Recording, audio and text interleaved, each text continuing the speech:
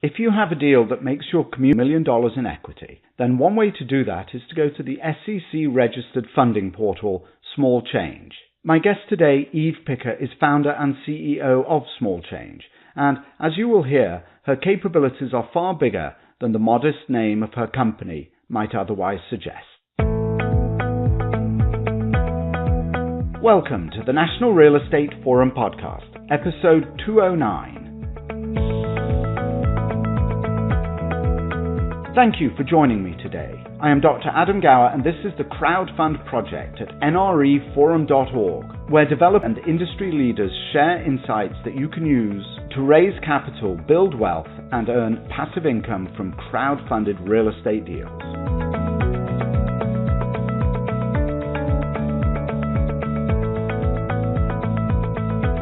Some years ago, I was trying to finance a deal on North Figueroa Street in Los Angeles, and I called my investor friend Fred to see if he'd like to take a look at it with me. What I liked about his philosophy to staying ahead of the competition was, quote, "You have to get up earlier than anyone else," unquote. He showed me what he meant that day I called him by telling me he would meet me there, not over the next few days or next week, but immediately. I was a little uncertain. I was young, and he was immensely successful, and the site did not smell good for various rather unsanitary reasons. When he arrived and looked around, he stood in the middle of this horribly neglected residential lot with its dilapidated buildings and horrible stench, and he breathed in deeply through his nose. "Adam," he said, "this site smells of opportunity." If you have a project that will revitalize the community that you are in, by any other name, it will smell sweet to my guest today, Eve Picker, and her funding portal, Small Change. Actually, today's podcast is the first in a mini-series that covers the three prongs of regulation crowdfunding, Reg CF. Today's, as I've said, is with the marketplace Small Change. In the next episode, I speak to Bill Bedell, who, until proven otherwise, is the first person ever to have invested in a Reg CF real estate deal.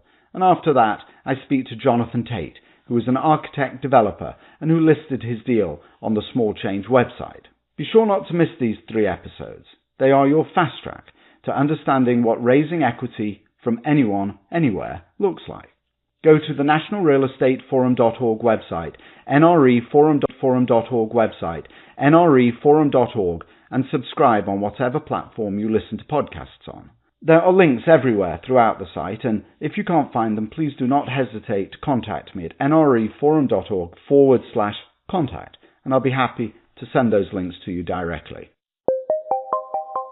Not everyone invests just for the money. There are a lot of people out there who want to feel good about their investments and want to make change in communities around the country that bring people together. If you have a deal that might appeal to investors like that, and you need some money to get it done, then my guest today, Eve Picker, can make that happen for you. Eve's website, Small Change, is registered with the Securities and Exchange Commission, the SEC, and is regulated by the Financial Industry Regulatory Authority, FINRA. Small Change is the real deal.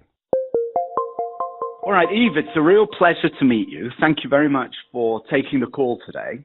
All right, Eve, it's a real pleasure to meet you. Thank you very much for taking the call today. It's wonderful to be here. Tell me a bit about who you are and your background. That would be a good place to start. You have a very funny accent. Oh, I do have a funny accent, and so do you. Where's yours from?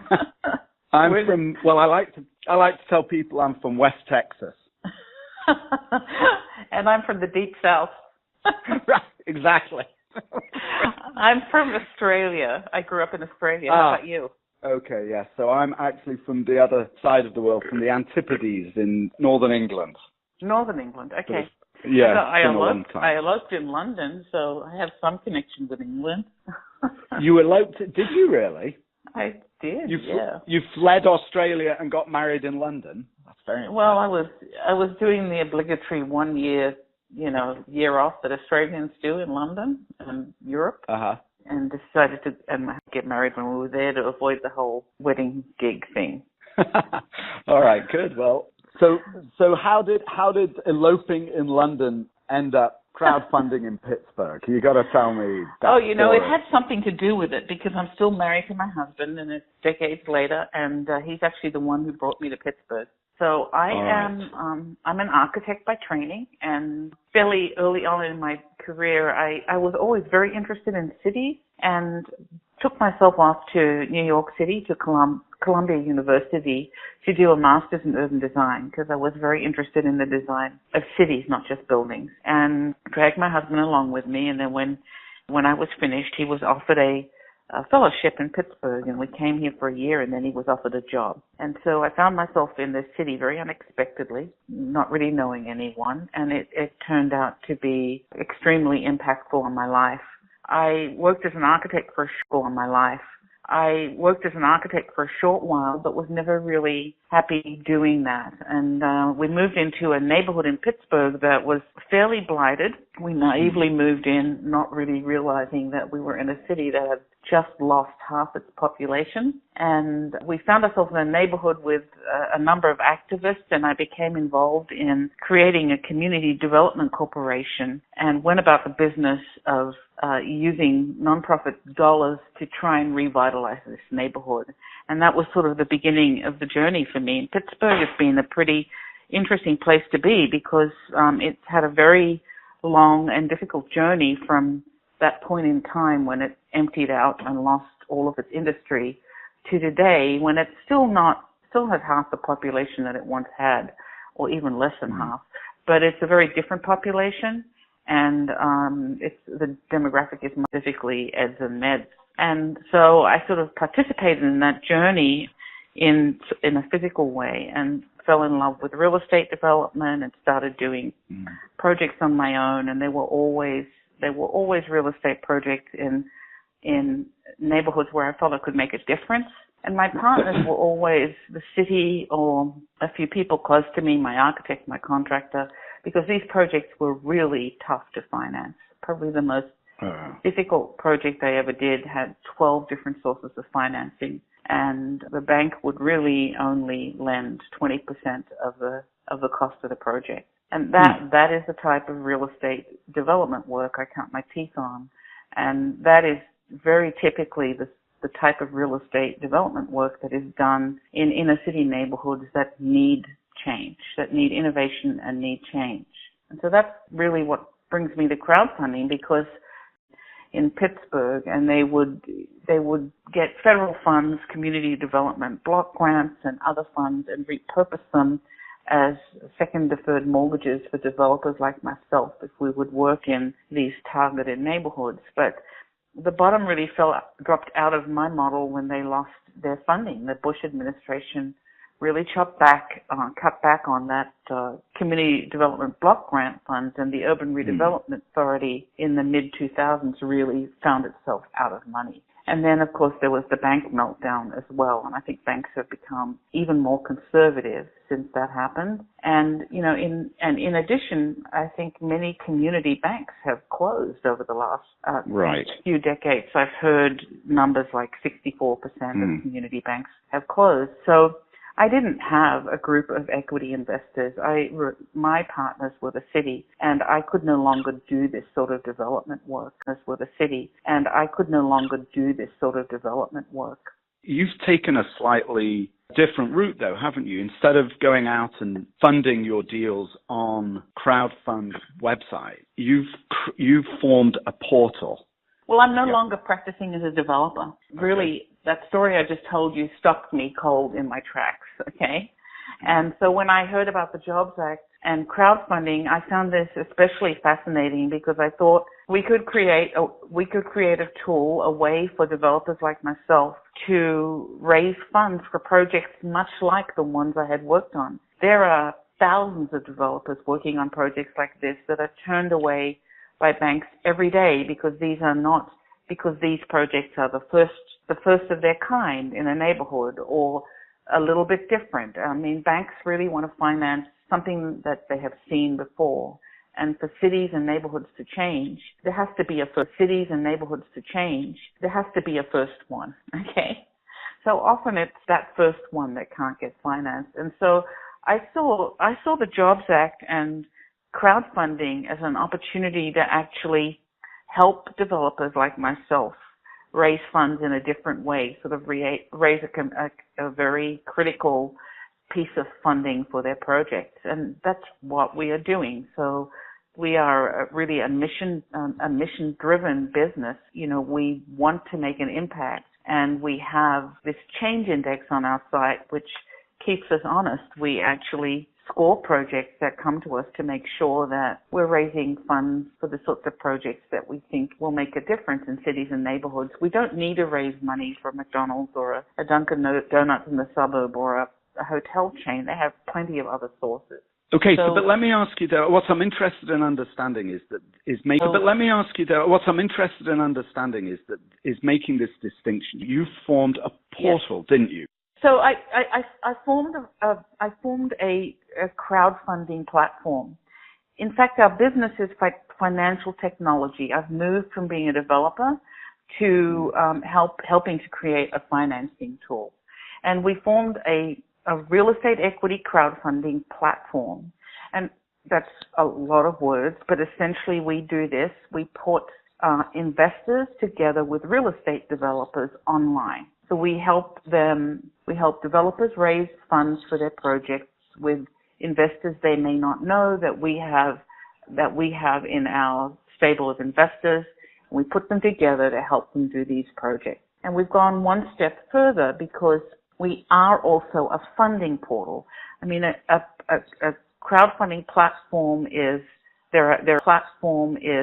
there are many of them, but there are very few funding portals. There are only 29 in the country right now, and a funding portal is a platform that is registered with the Securities and Exchange Commission and is a member of FINRA, the Financial Regulatory Agency, and have gone through a process of approval to be able to use a brand new securities law called regulation crowdfunding. This securities law has only been active for just over a year, and it's really the first time that unaccredited investors have been permitted to invest. So on our platform, anyone over the age of 18 can invest in a real estate project. And that is really the groundbreaking difference. But they don't have to invest very much, do they, either, Eve? They don't. There are investment limits based on their income and net worth. Right. And depending on the developer, they can set the minimums very, very low. So the first offering that we did, the minimums were $500, and probably about a third of our investors invested the minimum for that project. I'm in love with regulation crowdfunding. It's a way for people who live in cities and neighborhoods to really engage in a meaningful way in sort of the built environment around them. And it's sort of the first time that they've been given that opportunity.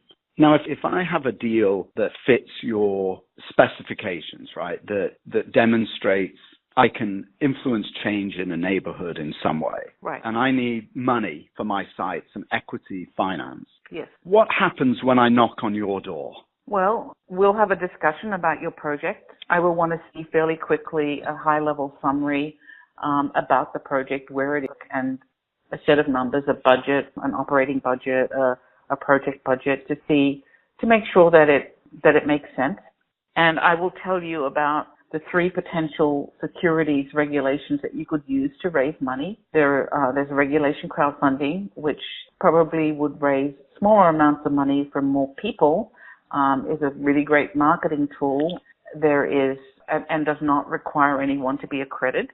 There is Regulation D, which lets you raise larger amounts of money from accredited investors only. And then there is Regulation A, which lets you raise, quite a lot more, but is a much lengthier process. So I'll tell you about those options, and you will decide with my assistance what you think you want to do, and depending on the route you take, you will prepare a disclosure document or an offering. It's a different set of paperwork for each type of offering, and we'll lead you through that. And once you've sorted out that disclosure, which is, what does the deal look like? Show us how you're going to pay investors back. Show us how investors are going to make a return. Let's make sure there are market comparables that make sense. Basically everything the bank would want to see. and, and then lay out the terms of the offering to the investors. And then we'll go live with it and go about raising money for you. Now, on small change, there's a limit to how much somebody can raise there. I mean, you're not going to do a Reg D or a Reg A plus. I thought you could only do up to $1 million. No. You can do other than Reg CF. We are structured for all three, yes.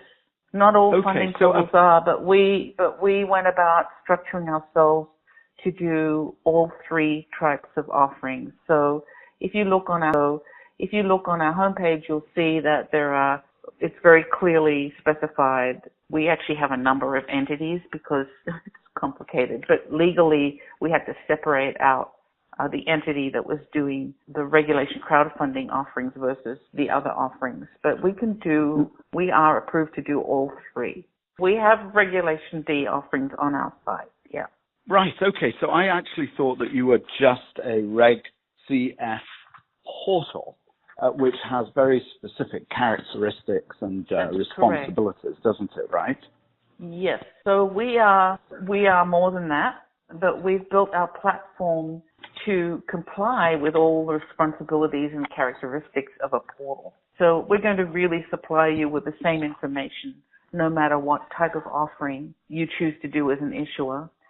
There are slight nuances in what we have to do, but essentially we built our platform around those regulations. We like that we have to be open and transparent.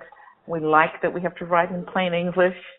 We like all those rules that are meant for the lesser sophisticated investors, and that's what we've built our platform around. So what are the biggest challenges that you face as you build up the business that you have at Small Change? Oh, gee, there are so many challenges. It's a very challenging business to be in. I think probably one of the biggest challenges for everyone in this business is just how much it costs, because you really need a fairly highly skilled level of people involved in this business. Everything from insurance, which is a brand new type of insurance in the insurance industry, so it's expensive, to regulatory compliance, to SEC attorneys who can be expensive. It's not an inexpensive type of business to have.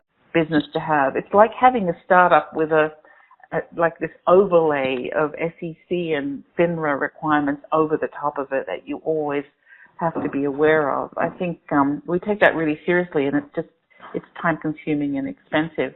But I think probably the biggest challenges is making this mainstream, because it's really only going to work well when many more people are aware of the possibility that they can invest, that they are permitted to invest. It's a first from 97% of the population. They were not able to invest in this way until a year ago. So I think our biggest challenge is probably getting enough eyes on us so that we can grow quickly enough and offer enough opportunities to people. We're really only in the first year of offerings. Our goal and hope is that we will have brought 10 offerings live this year, and next year we'll grow to 20. Brought 10 offerings live this year, and next year we'll grow to 20 offerings. But we're not there yet. When people post deals on your site, do they also, presumably they can't just post and then assume that you're going to do the work marketing for them. In fact, you're not allowed to market their deals, are you? They have to do their own marketing. We are How have you found that? We're allowed to market. We're allowed to, you're talking about regulation crowdfunding, right? Regulation crowdfunding has very strict advertising rules. The other regulations do not. Of course, you cannot never promise anything in securities anyway. It is always a risk to invest. So I think you have to be careful about your language no matter what. But regulation crowdfunding is especially strict because the intention is that everyone sees the same information at the same time on the website, and you are not permitted to solicit. So you're not permitted to verbally solicit, and you're not permitted to talk about the terms of the deal to anyone, because everyone's supposed to see it in the same place at the same time. But you can still market. You can brand it, you can talk about a project in New Orleans. You may not say we're going to give you a 10% return, but you can certainly market the project. It's just right. Can you do that though? Yes, can Small Change do that? Yes, so if you get a absolutely. deal on your been. site that's looking for $1 million and it's in New Orleans or wherever it is, you can market that. I thought that you could only market you. No, we can market the deals, and we have been. There's a limited amount of things you can say, so you have to understand those rules. But honestly, I don't find it is constricting in some ways, but I don't find it terrible, because I think for us, the marketing is much more about placemaking. And the biggest resistance that you're finding from, and let me ask you that same question about both sides of your equation. What's the biggest resistance you find from the investors, potential investors, and also from developers who have these projects? How are they resisting what it is that you're doing? Let's talk about developers first. We have an enormous pipeline of projects, and we do a lot of outreach, and a lot of developers are coming to us, and they're finding us. I don't find any resistance from them. These are developers who get why we are in business, and we're like-minded. So we're really not pursuing the developers who are likely to resist us.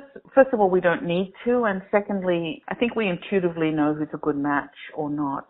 We're very active in places where there's a lot of change going on, like Los Angeles, where there's some really big zoning changes. We're talking to quite a few developers there. We're talking to quite a few developers in the Hudson River Valley. There's a lot of movement out of New York and Brooklyn into that area, or Newark or New Orleans, where there's a lot of creative architects. These are all developers and architects who are in places that are changing and maybe a little grittier. So those are the deals that are finding us, and that's where we're talking to people. So let's plumb that idea. Yes, it was. Let's come to the second part in a second. Let me just plumb a little deeper on this side. As you have such a deal flow, why is it that you're targeting 10 deals this year and not 100, for example? This is our first year in business, and as deal flow increases, we have to do many operational things to increase our bandwidth, including hiring people and training them, and there's so many things in the background. We try and make it look really easy, but there's so many things in the background. We try and make it look really easy, but it's fairly intense work. So we're figuring out our processes. We're figuring out how to grow. And I'm being conservative when I give you those numbers, but it takes a lot of time to get it right, and we'd like to get it right. Be sure to check out the show notes to today's episode at the nationalrealestateforum.org website, nreforum.org/Eve, and let me know by using the contact form on that page if you have a deal you would like to raise money for.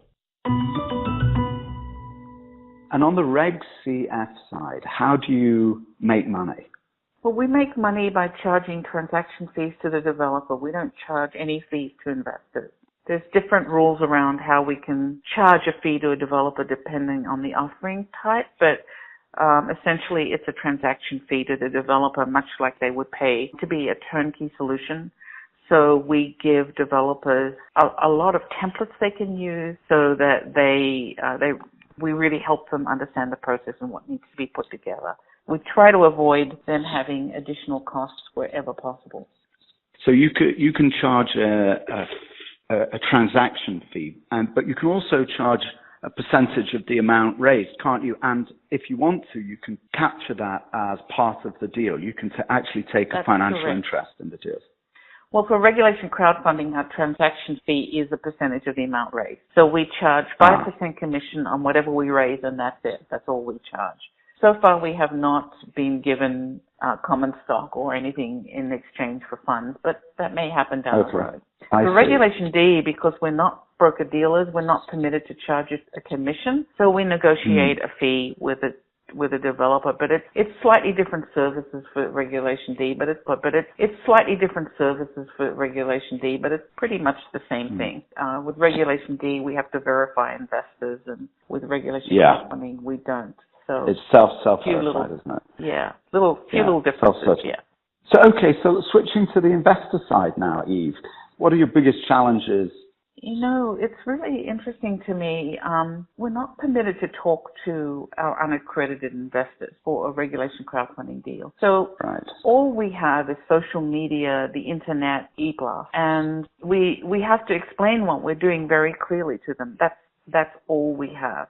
We're going to do a lot of testing of ads to see what works better and, typical marketing things. But with smaller amounts of money, I feel like it's a group of people who's ready and waiting for this. Very different talking to an accredited investor who's going to invest a larger amount of money. They are used to investing in a more traditional way, and I find that conversation actually more difficult because it's a very new way to invest, and they're used to conversations around investment that may not happen in the same way in crowdfunding.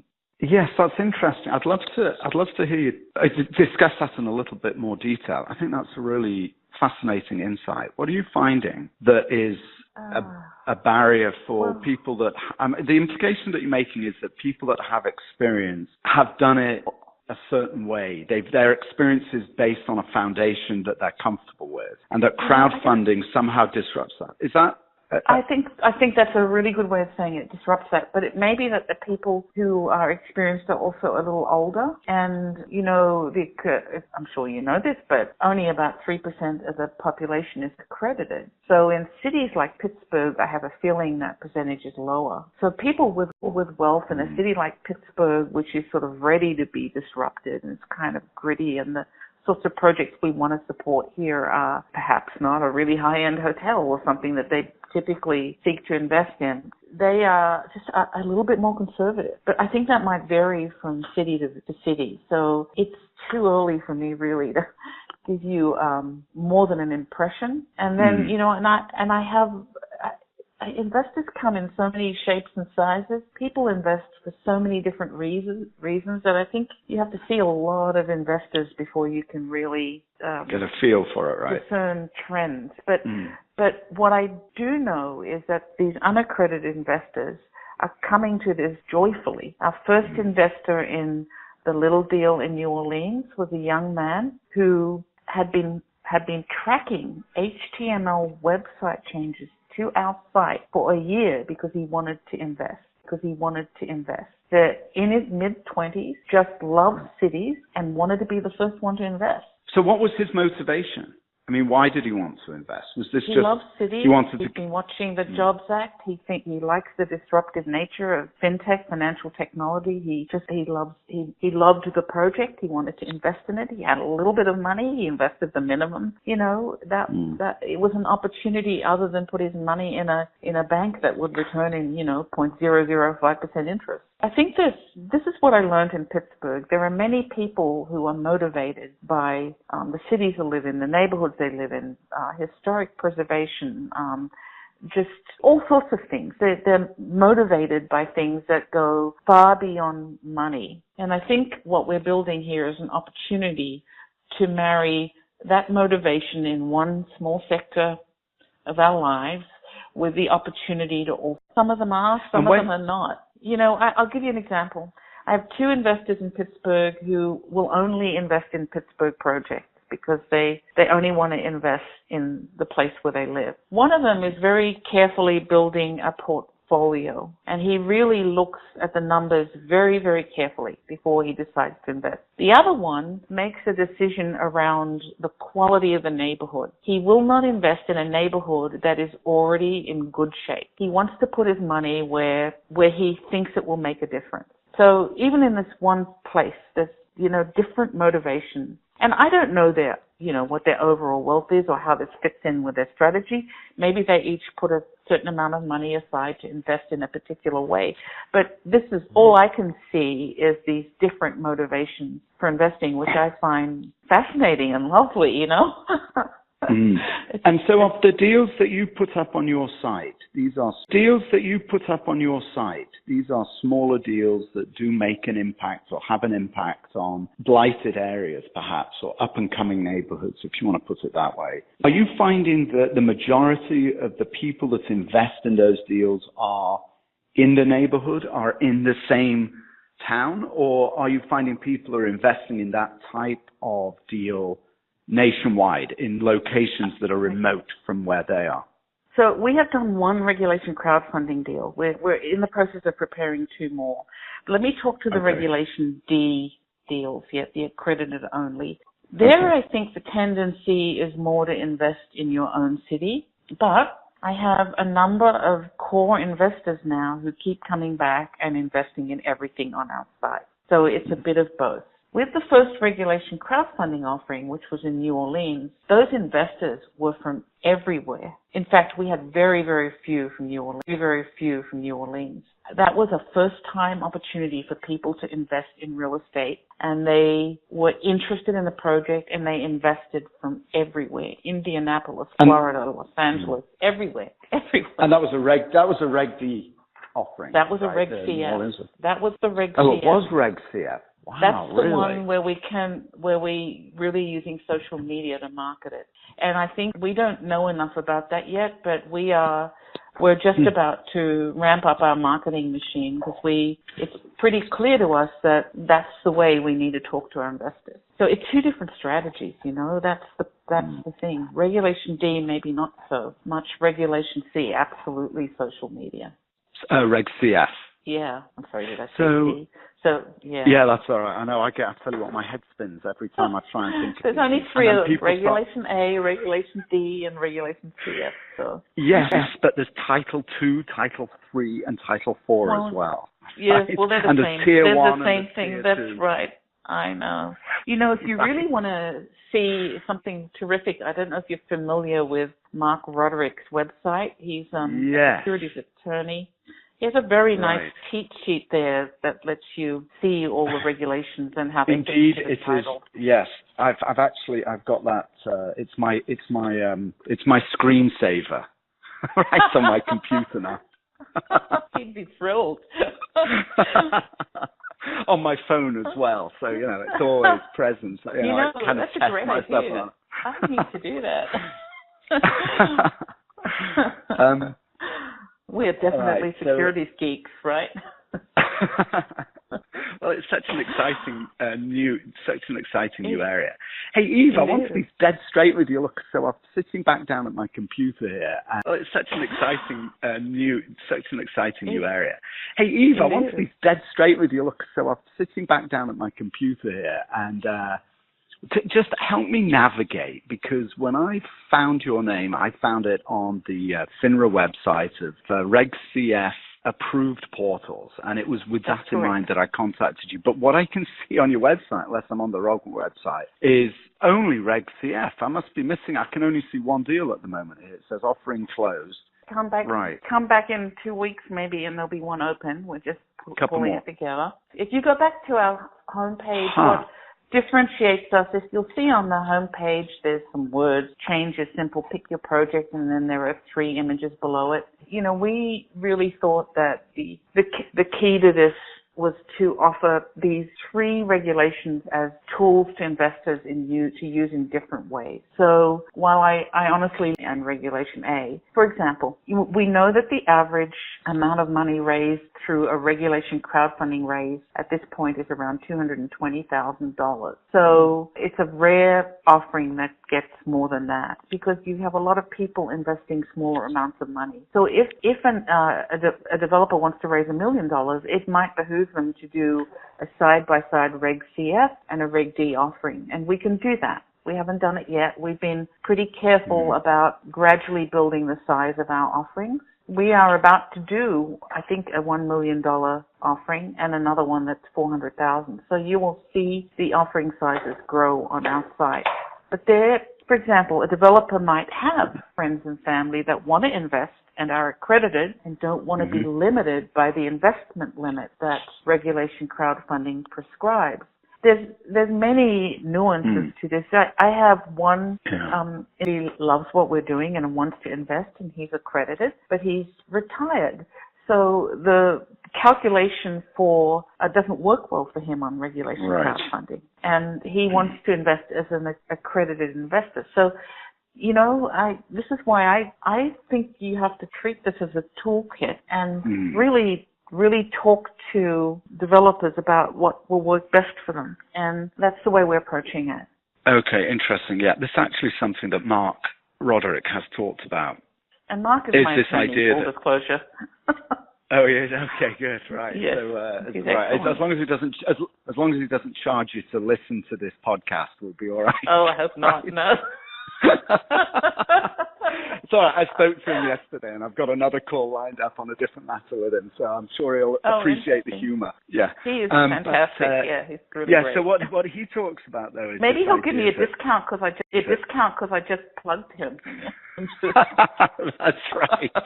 I'll let him know by email afterwards that you want a referral fee. So what he talks about is this idea that all sites eventually will evolve to being like yours, that you have to offer the entire package in order to be able to cater to all needs and satisfy, all structures, right, ultimately. Yeah, and because, quite frankly, it's very difficult to make money on tiny deals, but boy, I still want to keep doing them. Because some of those small deals just matter so much, and we have to figure out how to become sustainable as a business. So that's also part of the thinking here. How do you get there? Certainly, there's more efficiency in doing larger raises, but the small ones are important for different reasons. So Eve, I have to ask you a pragmatic question. You see, because as an investor and developer myself, the question that is begged is, okay, so these small deals, I understand that they're forward-thinking, that they are in areas that, might be suffering for one reason or another, that they can make a difference. But, where do you see the industry shifting during the next downturn? I think we're perfectly positioned. These are the sorts of deals I have in my portfolio. And I chose places that were already kind of in a downturn, So the question is how far down can they go? I just found that those downturns never really impacted this sort of inner city development where you're really, changing a pace gradually over time. I just don't think it's the same thing. I mean, I am not an expert enough to know for sure. That's for sure. And I would never advise anyone not to take it. But we're working in areas where we're catalyzing projects that are perhaps in areas underfinanced to begin with, or financed in a way that we're sort of, we're in a different place than, so what is for the example, what is the change? I'm sorry, go ahead. No, I'm sorry. My wife gets really annoyed with me every time I interrupt somebody. She always feel like, stop interrupting, sit quietly, get on with it, listen to them. But what is the change index? Because I think that's what you're moving towards, right? Explain the change index, because that's something very different. I don't think anyone else has anything like that. No. So the change index, I like to say, keeps us honest. It is essentially, it's a tool that we use to measure the impact the project can make. And it's a very simple tool. We took the regulation crowdfunding rule that we should be in plain English very much to heart. And we've used it in this tool, which probably urban designers and architects would, recognize immediately. But we look at three areas: mobility, sustainability, and economic vitality. And we measure how that particular project how it fares in those three areas. So they're simple things, like in mobility, what is the walk score where the project is located? Or is it close to transit? Or is there a business corridor nearby? If it's sustainability, are they using green building practices? Or is it in a principal city? Or is it close to a park or plaza if it's a residential project? Or if it's, does it activate the street with a porch or little chairs and tables? Are jobs created? Is it an underserved community? And so what we do is we give developers this chart that we've created, and we ask them to score their project at the beginning. We have a couple of bonus points. We have a couple of bonus points, so the total that you can score is 11.5 points. And we tell them they really need to get to a 7 for us to raise money for them. And we have turned a couple of developers away. It really helps us to sort through the sorts of projects that are appropriate for our audience. we get a project that comes along that gets us 6, and the developer says, okay, well, I'd really like to be on, do an offering. How can I get a 7? And we'll say, well, a porch on the front of the house or a bike rack, and you're there, So it's a great way to kind of teach people on how to make places better for people who occupy them. That's really interesting.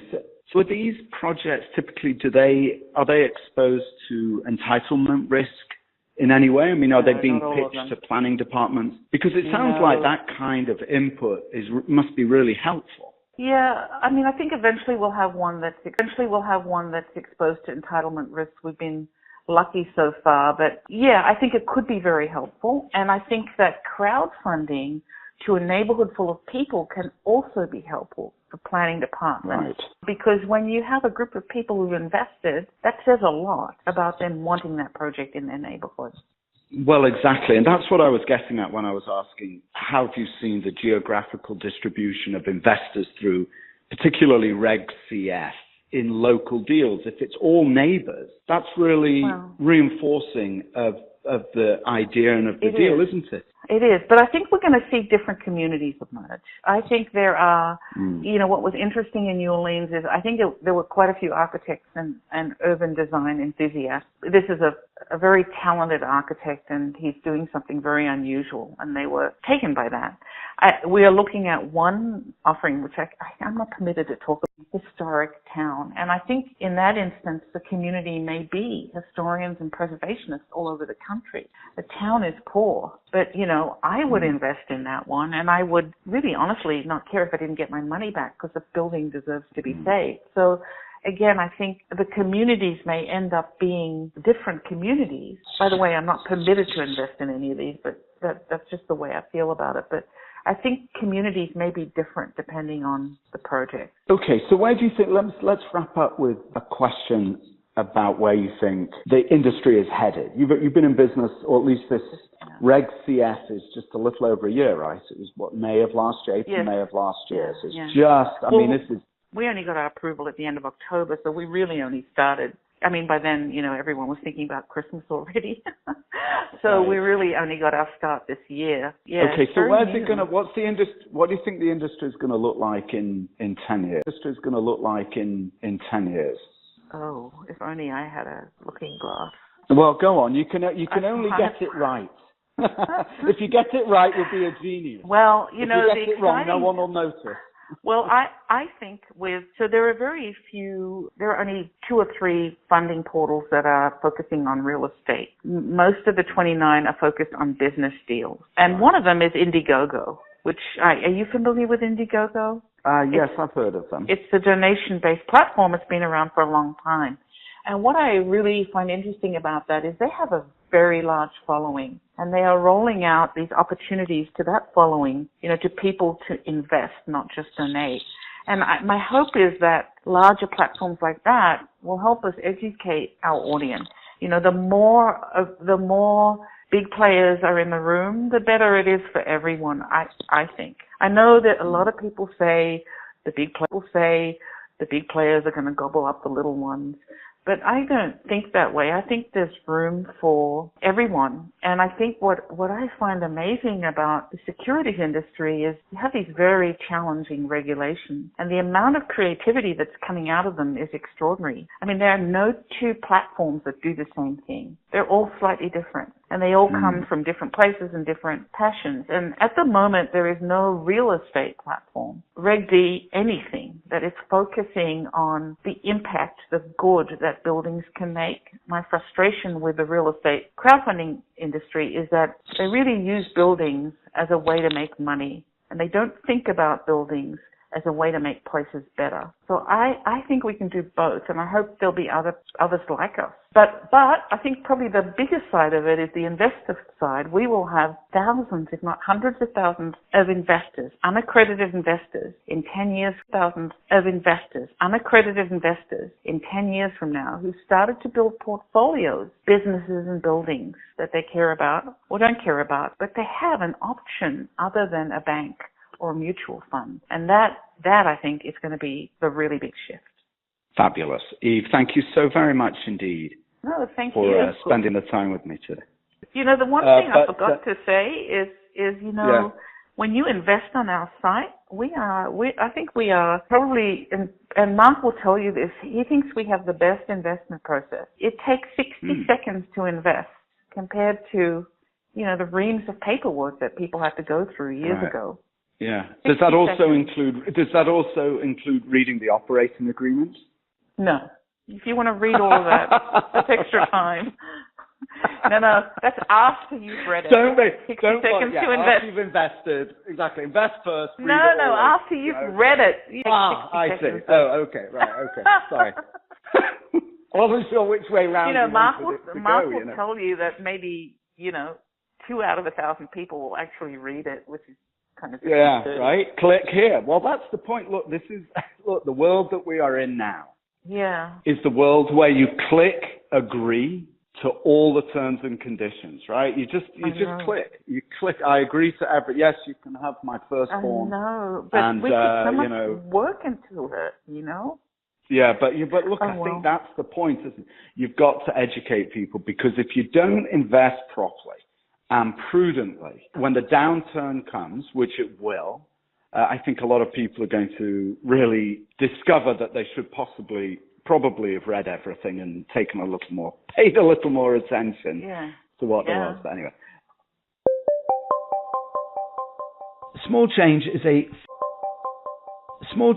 a FINRA-regulated funding portal registered by the Securities and Exchange Commission, the SEC. They are set up to raise money from just about anyone and permit for minimum investments that are very low. The kinds of people who invest in small change deals while looking for a good return for their investment are not necessarily entirely motivated by profit.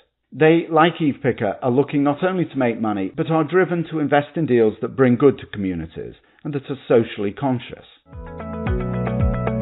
In my next episode, I'm talking to Bill Bedell. Bill, who is in Boston, invested in a deal in New Orleans being developed by architect Jonathan Tate that was listed on the Small Change website. The podcast after Bill is with Jonathan. Together, these 3 podcasts provide the best insights you can find anywhere on the web today for what a regulation crowdfund real estate deal looks like. Subscribe to the series by going to the nationalrealestateforum.org website to listen to podcasts. Thank you again for tuning in, and thank you also to Eve Picker, founder and CEO of Small Change, for sharing your time with me today.